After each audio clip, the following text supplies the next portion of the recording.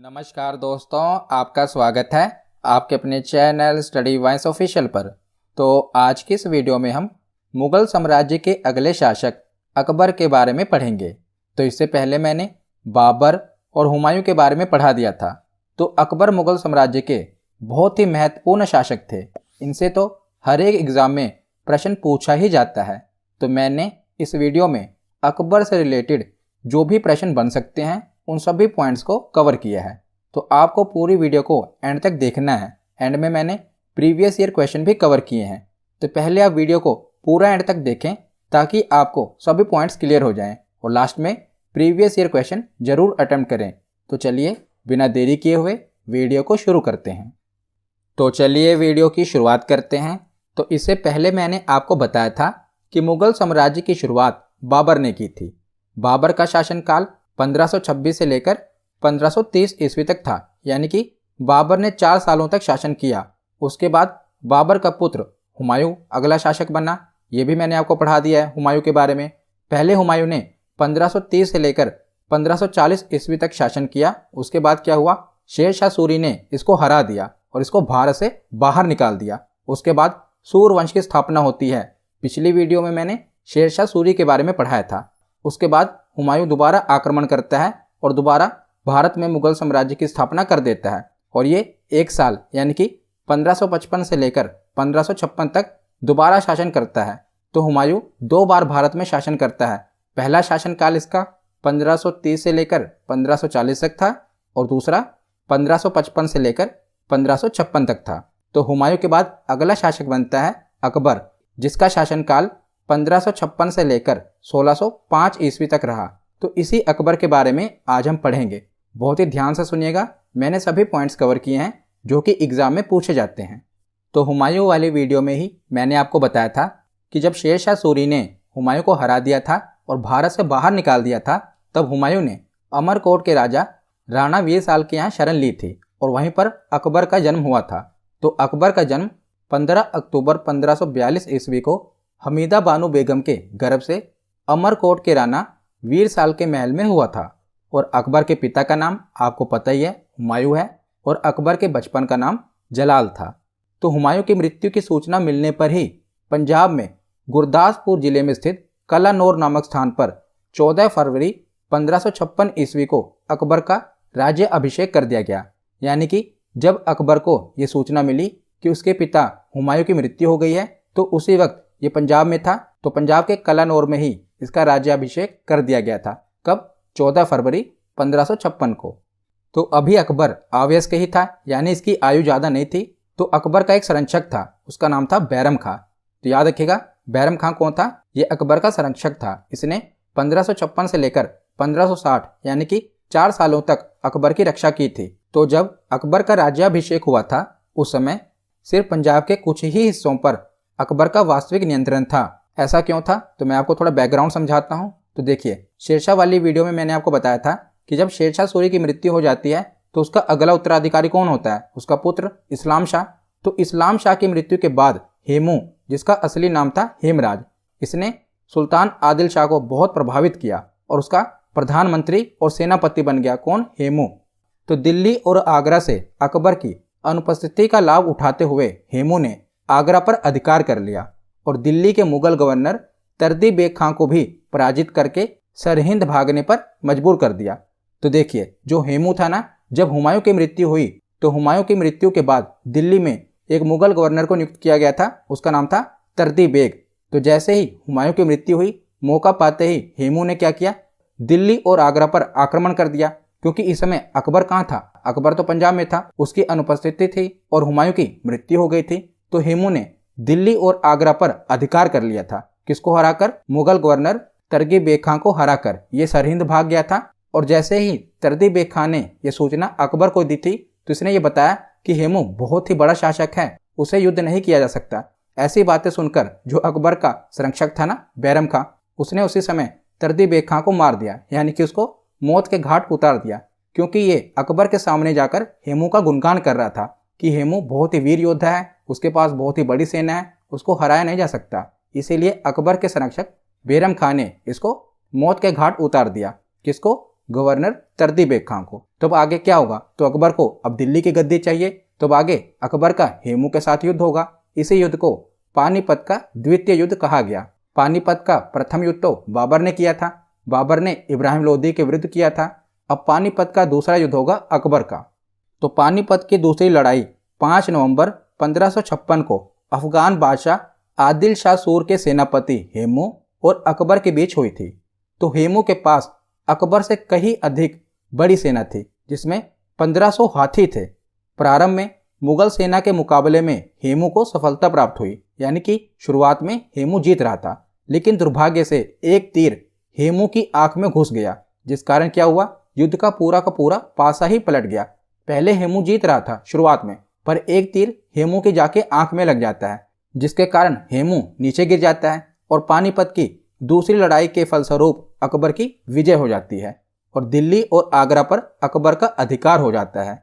इस लड़ाई के बाद दिल्ली के तख्त के लिए मुगलों और अफगानों के बीच चलने वाला संघर्ष समाप्त हो जाता है और दिल्ली पर मुगलों का कब्जा हो जाता है। तो इस लड़ाई में अकबर की विजय होती है और दिल्ली और आगरा पर अकबर का अधिकार हो जाता है। तो अब दिल्ली और आगरा पर अकबर का अधिकार हो गया। तो जैसा कि मैंने आपको बताया था कि अकबर का संरक्षक कौन था, बैरम खां था। बैरम खां को अकबर ने वजीर नियुक्त किया था। तो अब हम बैरम खां की मृत्यु देख लेते हैं कि बैरम खां की मृत्यु कैसे हो जाती है। तो अकबर के कुछ सरदारों और धाई माँ महामनगा कौन थी, तो इसी ने अकबर का पालन पोषण किया था। उसकी धाई माँ थी जिसका नाम था महामनगा। इसने अकबर को बैरम खां के विरुद्ध भड़का दिया। तो महामनगा ने अकबर से कहा कि जो बैरम खां है ना, ये जनता को तुम्हारे विरुद्ध यानी कि अकबर के विरुद्ध भड़का रहा है। तो अकबर भी इन बातों में आ गया। तो अकबर ने दिल्ली से एक फरमान जारी किया जिसमें उसने बैरम खां को अपदस्थ कर दिया, यानी कि वजीर के पद से बैरम खां को हटा दिया और उसे हज पर जाने का आदेश दिया। तो बैरम खां को अकबर ने हज पर जाने के लिए आदेश दिया। तो बैरम खां प्रारंभ में इस आदेश से सहमत हो गया, लेकिन जब उसे लगा कि उसके साथ उचित बर्ताव नहीं किया जा रहा तो वह विद्रोह पर उतारू हो गया और जालंधर के निकट उसने अकबर की सेना से ही युद्ध कर दिया, लेकिन वो हार गया और अकबर ने उदारता बरतते हुए उसे दोबारा मक्का चले जाने का अवसर प्रदान किया और वो वापस मक्का जाने लगा। लेकिन रास्ते में ही यानी कि मक्का जाने के रास्ते में ही 1561 में पाटन नामक स्थान पर एक लोहानी अफगान मुबारक खां ने अपनी व्यक्तिगत दुश्मनी के कारण इसकी हत्या कर दी। तो मुबारक खां ने पाटन नामक स्थान पर किसकी हत्या कर दी, बैरम खां की हत्या कर दी। तो 1561 में बैरम खां की मृत्यु हो जाती है, याद रखिएगा। तो उसके बाद आगे हम देखते हैं। तो देखिए, पर्दा शासन या पेटीकोट शासन भी इसे कहा जाता है। तो ये पूछा जाता है, तो पर्दा शासन और पेटीकोट शासन के बारे में आपको पता होना चाहिए। तो देखिए, 1560 से लेकर 1564 के दौरान अकबर के शासन पर उसके हरम दल की स्त्रियों और धाई माँ महम अनगा और महम अनगा के पुत्र आदम खां का काफ़ी प्रभाव था। तो 4 वर्षों के इस शासन को पर्दा शासन के नाम से जाना जाता है, क्योंकि 4 वर्षों के इस शासन काल में अकबर पर स्त्रियों का काफ़ी प्रभाव था, जिस कारण इसे पर्दा शासन के नाम से या पेटीकोट शासन के नाम से जाना जाता है। तो 1561 में क्या होता है कि मालवा के युद्ध में, आगे हम पढ़ेंगे मालवा के युद्ध के बारे में। तो मालवा के युद्ध में आदम खां, जो कि महम अनगा का पुत्र होता है ना, इसने लूटे हुए धन का अधिकांश भाग अपने पास रख लिया और अकबर को बताया नहीं। तो जब अकबर को इस बात का पता चलता है तो अकबर ने आदम खां को मृत्यु दंड दे दिया। तो जब अकबर ने आदम खां को मृत्यु दंड दे दिया और आदम खां की मृत्यु हो गई, तो जब ये खबर महम अनगा ने सुनी ना, तो सदमे से बाहर नहीं आ पाई और इसी सदमे में यानी कि अपने पुत्र की मृत्यु के सदमे में महम अनगा की भी मृत्यु हो गई। तो इसके बाद क्या होता है, 1564 तक ये जो पर्दा शासन होता है ना, अकबर इसे पूर्णतः मुक्त हो जाता है। अब वो अपने फैसले खुद लेने लगता है और जो ये प्रभाव में था उससे ये मुक्त हो जाता है। तो आगे अब हम देखते हैं कि अकबर ने अपने साम्राज्य का विस्तार कैसे किया। तो मालवा के विरुद्ध अभियान से लेकर असीरगढ़, जो कि अकबर का आखिरी अभियान था, तो मालवा के विरुद्ध अभियान से लेकर असीरगढ़ के पतन तक 4 दशकों के दौरान अकबर की भूमिका एक महान विजेता तथा साम्राज्य निर्माता की थी। तो सबसे पहले देखते हैं मालवा विजय, जो कि 1561 में अकबर को मिली थी। तो सर्वप्रथम अकबर ने 1561-62 में मालवा के शासक बाज बहादुर को पराजित कर मालवा को अपने मुगल साम्राज्य में मिला लिया। किसको? मालवा को। उसके अगले ही वर्ष इसने चुनार किले पर भी अधिकार कर लिया। तो चुनार के किले पर अफगानों का शासन था और मुगल सेनापति अब्दुल्ला खां के नेतृत्व में अकबर का चुनार के किले पर भी अधिकार हो गया। तो 1561 में इसने मालवा पर अधिकार कर लिया। उसके बाद 1562 में इसने चुनार के किले पर भी अधिकार कर लिया। उसके बाद 1564 में इसने गोंडवाना पर भी विजय हासिल कर ली। तो 1564 में अकबर ने गोंडवाना अभियान किया और यहाँ की राजधानी चौरागढ़ के निकट एक युद्ध में रानी दुर्गावती को पराजित कर दिया और यहाँ पर भी मुगलों का अधिकार हो गया। तो पहले पार्ट में हमने पढ़ा कि अकबर ने कहाँ कहाँ पर अधिकार किया। सबसे पहले इसने मालवा के क्षेत्र पर अधिकार किया, उसके बाद इसने चुनार का किला जीता और उसके बाद इसने गोंडवाना पर विजय हासिल की। तो गोंडवाना पर विजय हासिल करने से पहले इसने और भी राज्यों को जीता था, वो हम आगे देखेंगे। आपको इसी क्रम में पढ़ना है कि पहले इसने मालवा के बाद इसने चुनार किले को जीता, चुनार के बाद गोंडवाना को हासिल किया, क्योंकि बाकी का जो है वो राजपूताना के अंदर आता है, उसको मैंने एक ही साथ कवर किया है। इसी प्रकार आप पढ़ेंगे तो आपको याद रहेगा। तो इसके बाद हम आगे देखते हैं। तो आगे हम देखते हैं राजपूताना विजय, यानी कि अकबर की जो भी राजपूतों पर विजय हुई थी ना, मैंने उन्हें एक साथ कवर कर दिया है। तो राजस्थान में साम्राज्य विस्तार के लिए अकबर द्वारा 2 नीतियां अपनाई गई थी। पहली नीति थी स्वेच्छा से अधीनता स्वीकार करने वाले अथवा विवाह संबंधों के इच्छुक राजपूत राजाओं को अपनी अधीनता में लेना और उनका राज्य उन्हें वापस कर देना, तथा मुगल सेना में उन्हें उच्च पद प्रदान करना। यानी कि जिन भी राजपूत राजाओं ने अपनी इच्छा से ही अकबर की अधीनता स्वीकार कर ली या तो उसके साथ वैवाहिक संबंध बना लिए ना, तो अकबर ने उनका राज्य उन्हें वापस कर दिया और उन्हें मुगल दरबार में उच्च पद भी प्रदान किया। किसने? अकबर ने। और दूसरी नीति थी कि शत्रुतापूर्ण व्यवहार से लिप्त राजाओं को पराजित कर उनके राज्य को मुगल साम्राज्य में मिला लेना। यानी कि जिन राजाओं ने अकबर की अधीनता स्वीकार नहीं की, तो अकबर ने युद्ध किया और उनके राज्य को अपने मुगल साम्राज्य में मिला लिया। तो राजपूतों पर विजय के लिए अकबर ने ये 2 नीतियां अपनाई थी। तो सबसे पहले अकबर ने 1562 में आमेर पर विजय हासिल की। तो सबसे पहले कौन सा राजपूत राज्य था? आमेर।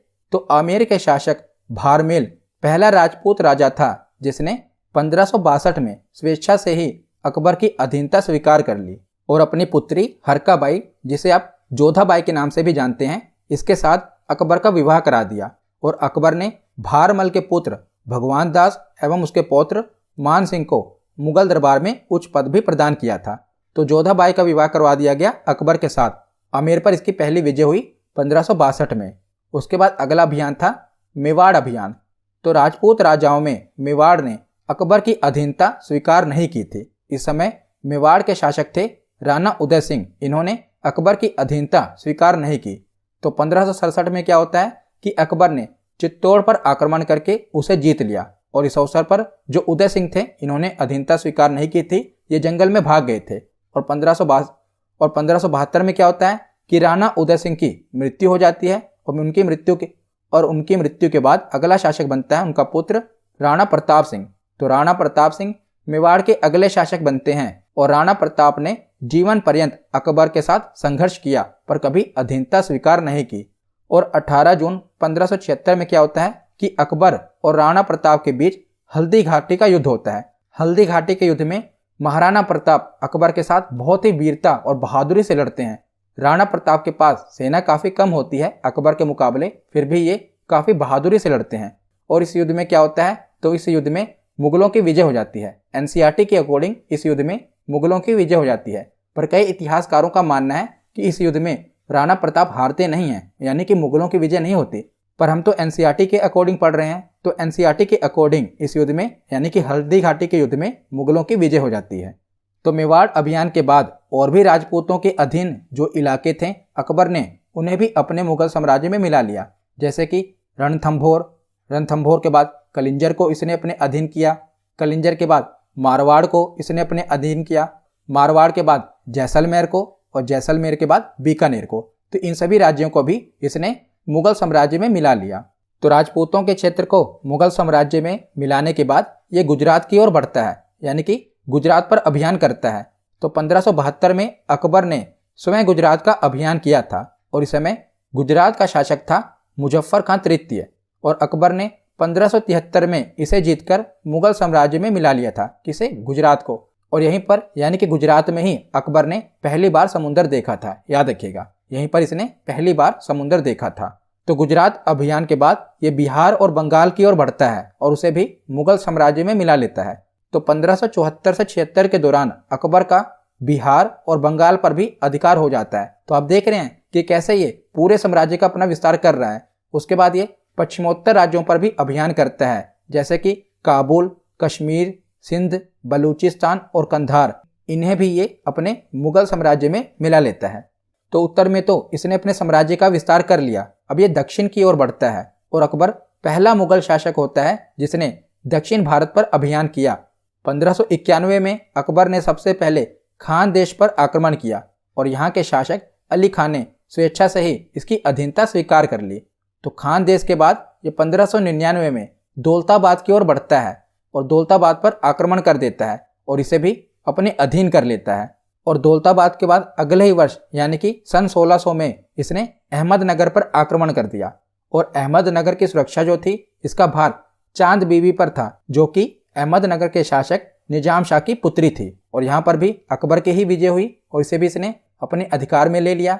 उसके बाद 1601 में इसने असीरगढ़ के किले को जीत लिया और ये अकबर का अंतिम अभियान था, याद रखिएगा। 1601 में इसने जो असीरगढ़ पर अभियान किया था ये इसका अंतिम अभियान था। उसके बाद अकबर की मृत्यु 1605 ईस्वी में हो जाती है और इसे आगरा के पास सिकंदरा में दफनाया जाता है और यहाँ पर इसका कलापूर्ण मकबरा बनाया गया है। कहाँ पर? सिकंदरा में। और अकबर के बाद इसका पुत्र सलीम, जिसे जहांगीर के नाम से जानते हैं, ये मुगल साम्राज्य का अगला बादशाह बनता है। तो आगे अब हम अकबर से संबंधित जो महत्वपूर्ण वर्ष है ना वो देख लेते हैं। ये आपको याद होने चाहिए, इसीलिए मैंने इन्हें एक ही साथ कवर कर दिया। जो भी अकबर से संबंधित महत्वपूर्ण वर्ष हैं आपसे एग्जाम में पूछे जाते हैं, उन्हें हम एक बार देख लेते हैं। तो सबसे पहले तो है 1542, क्योंकि अकबर का जन्म 1542 ईस्वी में हुआ था। उसके बाद है 1556, क्योंकि अकबर का राज्याभिषेक 1556 में हुआ था। और 1560 में क्या होता है कि जो अकबर का संरक्षक होता है ना बैरम खां, इसे ये अपदस्थ कर देता है, यानी कि अब इसे ये दूर हो जाता है। पहले जो बैरम खां था इसका वजीर था, अब इसे ये अपदस्थ कर देता है और इसी के बाद इसकी मृत्यु हो जाती है। 1562 में अकबर ने दास प्रथा का अंत किया था। बहुत ही इंपॉर्टेंट है, कब इसने अंत किया था? 1562 में इसने दास प्रथा का अंत किया था। और 1563 में इसने तीर्थ यात्रा को समाप्त किया था। Very very important. आप देखेंगे कि 1562 में जब अकबर की शादी जोधा बाई से हो जाती है ना, यानी कि जब राजपूतों से इसके अच्छे संबंध बन जाते हैं, तो अकबर हिंदुओं के प्रति उदारता की नीति अपनाता है, जिसका पहला उदाहरण आप देख ही रहे हैं कि 1563 में इसने तीर्थ यात्रा पर जो कर लगता था उसे समाप्त कर दिया 1563 में। उसके बाद 1564 ईस्वी में इसने जजिया कर को भी समाप्त कर दिया। मोस्ट इंपॉर्टेंट है, कई बार पूछा गया है कि जजिया कर को अकबर ने कब समाप्त किया था? 1564 में। तो जजिया कर आपको पता ही है कि गैर मुस्लिमों पर लगने वाला टैक्स था और मैंने डिटेल में पहले इसको सल्तनत काल में पढ़ाया हुआ है जजिया कर के बारे में। अगर आपने सल्तनत काल वाली वीडियो देखी होगी तो आपको पता होगा। तो 1564 में जजिया कर समाप्त कर दिया गया। उसके बाद 1571 में इसने फतेहपुर सीकरी की स्थापना की। ये आगरा के पास इसने एक नगर बसाया था फतेहपुर सीकरी। इसकी स्थापना इसने 1571 में की थी और अपनी राजधानी को भी बाद में इसने आगरा से फतेहपुर स्थानांतरण किया था। किसने? अकबर ने। तो हमने क्या क्या पढ़ा कि 1542 में अकबर का जन्म होता है, 1556 में इसका राज्याभिषेक होता है, 1560 में ये अपने संरक्षक बैरम खां को अपदस्थ कर देता है, 1562 में इसने दास प्रथा का अंत किया, 1563 में तीर्थ यात्रा कर समाप्त कर दिया, 1564 में जजिया कर समाप्त कर दिया और 1571 में फतेहपुर सीकरी की स्थापना की। उसके बाद आगे है 1575। तो 1575 में इसने इबादत खाने की स्थापना की। तो इबादत खाना क्या होता है आपको पता ही होगा कि अकबर अनपढ़ था, यानी कि वो पढ़ा लिखा नहीं था। तो अकबर की धार्मिक चीज़ों का ज्ञान लेने में काफ़ी रुचि थी। तो अकबर ने एक इबादत खाने का निर्माण करवाया था। इबादत खाना एक ऐसा भवन था जिसमें इस्लाम धर्म के विभिन्न गुरु आते थे और आपस में डिबेट करते थे, यानी कि वाद विवाद करते थे, जिसे अकबर की इस्लाम धर्म के बारे में जो जानकारी थी, जिसे अकबर को इस्लाम धर्म के बारे में जानकारी मिलती थी। तो इबादत खाना एक ऐसा भवन था जिसमें विभिन्न मुस्लिम धर्मगुरु आते थे और धार्मिक विषयों पर डिबेट करते थे, जिससे अकबर को धार्मिक विषयों के बारे में जानकारी मिलती थी। तो 1575 में इसने केवल मुस्लिम धर्म गुरुओं के लिए ही इबादत खाने की स्थापना की थी, पर बाद में 1578 में इबादत खाने में सभी धर्मों के लिए प्रवेश की इसने अनुमति दे दी। यानी कि अब जो भी बाकी के धर्म थे उनके धर्म गुरुओं को भी इबादत खाने में आने की इसने अनुमति दे दी। 1575 में केवल मुस्लिम धर्म गुरुओं की ही अनुमति थी। उसके बाद है 1579, इसमें इसने मजहर की घोषणा की। बहुत ही इंपॉर्टेंट है। तो मजहर क्या होता है मैं आपको बताता हूँ। तो देखिए, तो 1578 में अकबर ने क्या किया था कि इबादत खाने को सभी धर्मों के लिए खोल दिया था। तो सभी धर्मों के गुरु आते थे और किसी भी धार्मिक विषय पर जब डिबेट करते थे तो जाहिर सी बात है सभी धर्म गुरु अपने ही धर्म को ऊंचा बताएंगे। तो अकबर कंफ्यूज हो जाता था कि मैं किस धर्म गुरु की बात को सही मानूं। तो अकबर ने मजहर की घोषणा की। मजहर का मतलब है ये एक प्रकार का कानून है कि अब राजा को ये अधिकार मिल गया, जब भी धार्मिक मामले में किसी भी बिंदु पर पेंच फंसेगा तो राजा का ही फैसला आखिरी माना जाएगा। यानी कि जब भी धर्म गुरु कोई भी डिबेट करेंगे, कहीं पर भी कंक्लूजन नहीं निकलेगा तो राजा का ही फैसला आखिरी फैसला माना जाएगा। तो इसने 1579 में मजहर की घोषणा की थी, याद रखिएगा। उसके बाद आगे है 1580। तो 1580 में दहसाल बंदोबस्त, याद रखिएगा। दहसाल बंदोबस्त बहुत ही इंपॉर्टेंट है। तो इसके दरबार में यानी कि अकबर के दरबार में आगे हम अकबर के नवरत्न के बारे में पढ़ेंगे अभी।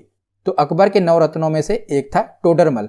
तो टोडरमल ने ही ये व्यवस्था लागू की थी, दहसाल बंदोबस्त, क्योंकि भूमि सुधार का काम टोडरमल के पास था। तो टोडरमल ने ये दहसाल बंदोबस्त लेकर आया था, जिसमें क्या होता था कि किसान के पिछले 10 सालों की उपज का औसत निकालकर उसका 1/3 लगान किसान को देना पड़ता था। यानी कि पिछले 10 वर्षों में जो भी उपज होती थी ना, उसका एवरेज निकालकर 1/3 लगान किसान को देना पड़ता था। तो इसी को दहसाल बंदोबस्त कहा गया। उसके बाद 1582 में अकबर ने दीन इलाही धर्म की घोषणा की थी। ये एक नया धर्म था, अकबर के द्वारा चलाया गया था, जो कि बाद में बंद हो गया। दीन इलाही की घोषणा किसने की थी? अकबर ने की थी 1582 में। तो दीन इलाही धर्म के बाद अगले ही वर्ष 1583 में इसने एक नए कैलेंडर की शुरुआत की थी, जिसका नाम था इलाही संवत, याद रखिएगा। उसके बाद 1601, तो मैंने आपको बताया था कि 1601 में इसने अपना अंतिम अभियान किया था असीरगढ़ में। उसके बाद है 1605, जब अकबर की मृत्यु हो जाती है। तो ये महत्वपूर्ण वर्ष हैं जो कि डायरेक्ट एग्जाम में पूछे जाते हैं, इसीलिए मैंने इन्हें एक साथ कवर कर दिया। तो 1575 में इबादत खाने की स्थापना हुई। उसके 3 वर्ष बाद 1578 में इबादत खाने को सभी धर्मों के लिए खोल दिया गया। अब सभी धर्मों के लिए खोल दिया गया तो सभी धर्मों के अलग अलग पॉइंट होंगे। तो 1579 में मजहर की घोषणा की, यानी कि राजा का फैसला ही आखिरी फैसला माना जाएगा। 1580 में दहसाल बंदोबस्त की शुरुआत हुई। 1582 में एक नए धर्म यानी कि दीन इलाही की घोषणा की। 1583 में एक नए कैलेंडर इलाही संवत की शुरुआत हुई। 1601 में इसका आखिरी अभियान था और 1605 में इसकी मृत्यु हो जाती है। तो ये अकबर से संबंधित महत्वपूर्ण वर्ष हैं जो आपको याद होने चाहिए।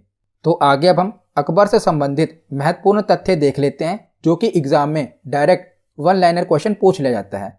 सबसे पहले है कि अकबर का प्रथम विवाह हिंदाल की पुत्री रुकैया बेगम से हुआ था। तो अकबर का प्रथम विवाह रुकैया बेगम से हुआ था। उसके बाद अगला पॉइंट है कि अकबर ने जैन आचार्य विजय सेन सूरी को काली सरस्वती की उपाधि दी थी। किसे? जैन आचार्य विजय सेन सूरी को। उसके बाद है दीन इलाही धर्म का प्रधान पुरोहित अकबर था। उसके बाद है दीन इलाही धर्म स्वीकार करने वाला प्रथम हिंदू शासक बीरबल था। तो सबसे पहला हिंदू शासक जिसने दीन इलाही धर्म को स्वीकार किया था वो था बीरबल। और अकबर के दरबार के कुछ प्रसिद्ध चित्रकार हैं, जैसे कि अब्दुल समद, दसवंत और बसावन। ये अकबर के दरबार के प्रसिद्ध चित्रकार थे, अब्दुल समद, दसवंत और बसावन। और अकबर के शासनकाल के कुछ प्रमुख गायक भी थे, जैसे कि तानसेन, बाज बहादुर, बाबा रामदास एवं बैजू बावरा। ये अकबर के शासनकाल के प्रमुख गायक थे। और अकबर की शासन प्रणाली की प्रमुख विशेषता थी मनसबदारी प्रथा। Very very important. इसमें अकबर ने अधिकारियों की एक रैंक बनाई थी कि किस अधिकारी के अंदर कितने सैनिक आएंगे। तो एक रैंक बनाई थी जिसे मनसबदारी प्रथा कहा गया। और अकबर के समकालीन प्रसिद्ध सूफी संत थे शेख सलीम चिश्ती। ये इसके समय के एक प्रसिद्ध सूफी संत थे। कौन? शेख सलीम चिश्ती। और फैजी अकबर के दरबार में राजकवि के पद पर आसीन थे। तो अकबर के राजकवि कौन थे? फैजी। उसके बाद है कि यूसुफ जाइयों के विद्रोह को दबाने के दौरान बीरबल की हत्या हो गई थी। तो बीरबल की हत्या हो गई थी यूसुफजाइयों के विद्रोह को दबाने के दौरान। और गुजरात विजय के बाद अकबर ने बुलंद दरवाजे का निर्माण करवाया था। ये तो कई बार एग्जाम में पूछा गया है कि बुलंद दरवाजे का निर्माण अकबर ने कब करवाया था। तो गुजरात से विजय मिलने के बाद अकबर ने स्मारक के रूप में बुलंद दरवाजे का निर्माण करवाया था। और अकबर अक्सर नगाड़ा वाद्य यंत्र बजाता था, तो अकबर अक्सर नगाड़ा बजाया करता था। और अकबर की इच्छा अनुसार अब्दुल कादिर बदायूनी ने रामायण का फारसी भाषा में अनुवाद किया था और अबुल फजल ने अकबरनामा की रचना की थी। तो ये अकबर के शासनकाल से संबंधित कुछ महत्वपूर्ण तथ्य हैं, ये भी आपको याद होने चाहिए।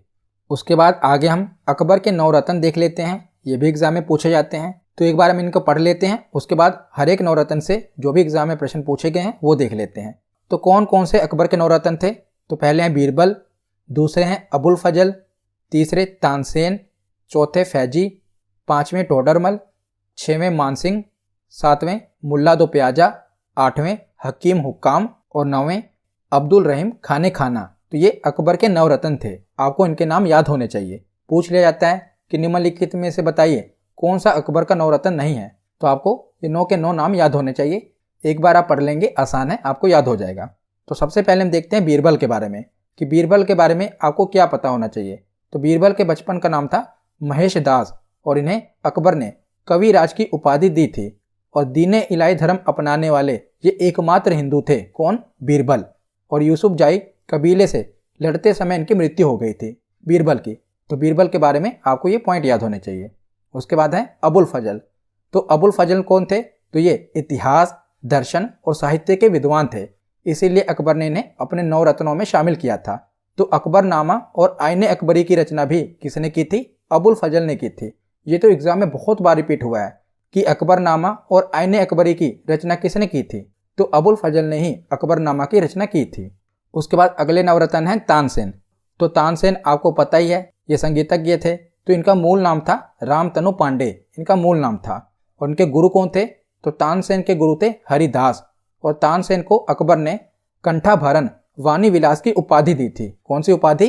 कंठाभरण वाणी विलास। उसके बाद अगले 9 रत्न हैं अब्दुल रहीम खाने खाना। तो ये बैरम खान के पुत्र थे। बैरम खान आपको पता ही है ना, ये अकबर के संरक्षक थे। तो उन्हीं के पुत्र थे अब्दुल रहीम खाने खाना। इन्हें अकबर ने अपने 9 रत्नों में शामिल किया था। ये कवि और साहित्यकार थे और गुजरात विजय के बाद ही इन्हें खान खाना की उपाधि दी थी अकबर ने। उसके बाद आगे देखते हैं तो मानसिंह। तो राजा भारमल के पुत्र और भगवान दास के पुत्र मानसिंह को अकबर ने अपने 9 रत्नों में शामिल किया था, क्योंकि ये बहुत ही बहादुर सेना नायक थे। कौन? मानसिंह। उसके बाद है टोडरमल। तो अकबर के दरबार में ये दीवान के पद पर थे। भूमि सुधार से संबंधित जो भी कार्य थे और लगान लेने से संबंधित जो भी कार्य थे, ये कौन करते थे? टोडरमल। इसीलिए ये दहसाल बंदोबस्त लेकर आए थे। मैंने आपको दहसाल बंदोबस्त के बारे में पढ़ाया था ना। तो भूमि सुधारक और लगान से संबंधित जो भी कार्य थे ये टोडरमल के अंदर आते थे। और अकबर के दरबार में ये दीवान के पद पर थे और इन्हें भी 9 रत्न में शामिल किया गया था। उसके बाद है राजा फैजी। तो अब्दुल फजल के ये बड़े भाई थे। कौन? राजा फैजी।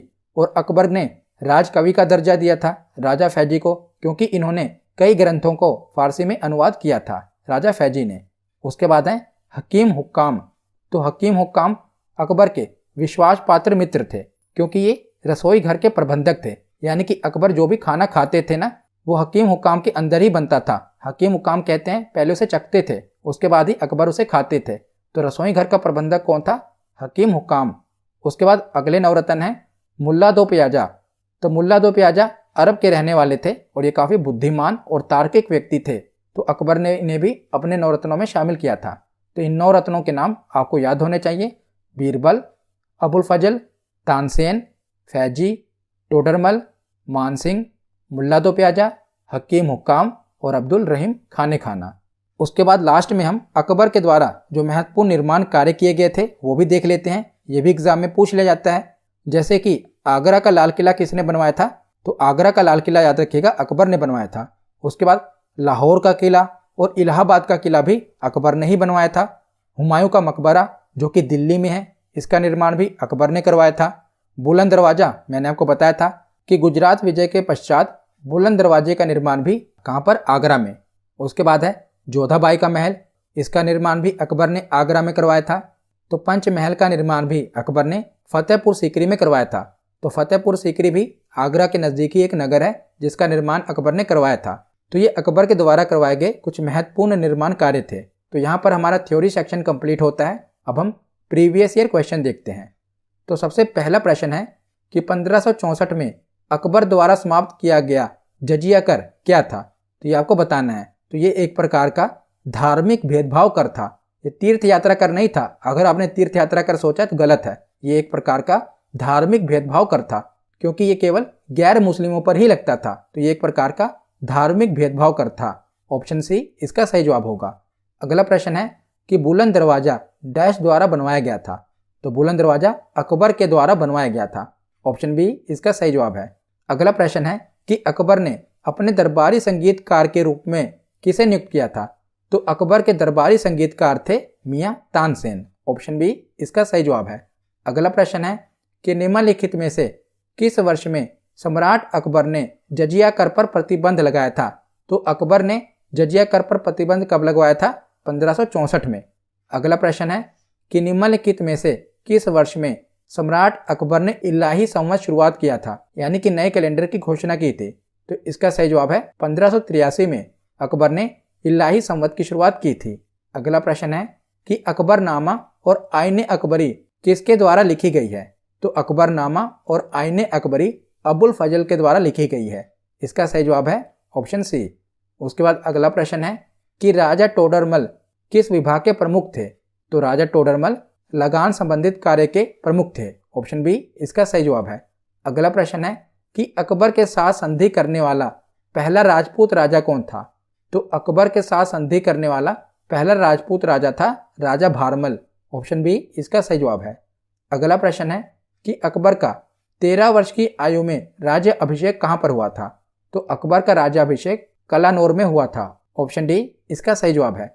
अगला प्रश्न है कि प्रसिद्ध संगीतज्ञ तानसेन का मकबरा कहाँ पर स्थित है? तो तानसेन का मकबरा ग्वालियर में स्थित है। ऑप्शन बी इसका सही जवाब है। अगला प्रश्न है कि पानीपत का द्वितीय युद्ध कब हुआ था? तो पानीपत का द्वितीय युद्ध 5 नवंबर 1556 ईस्वी का हुआ था। आज का आखिरी प्रश्न है कि अकबर के युवा अवस्था में उसका संरक्षक कौन था?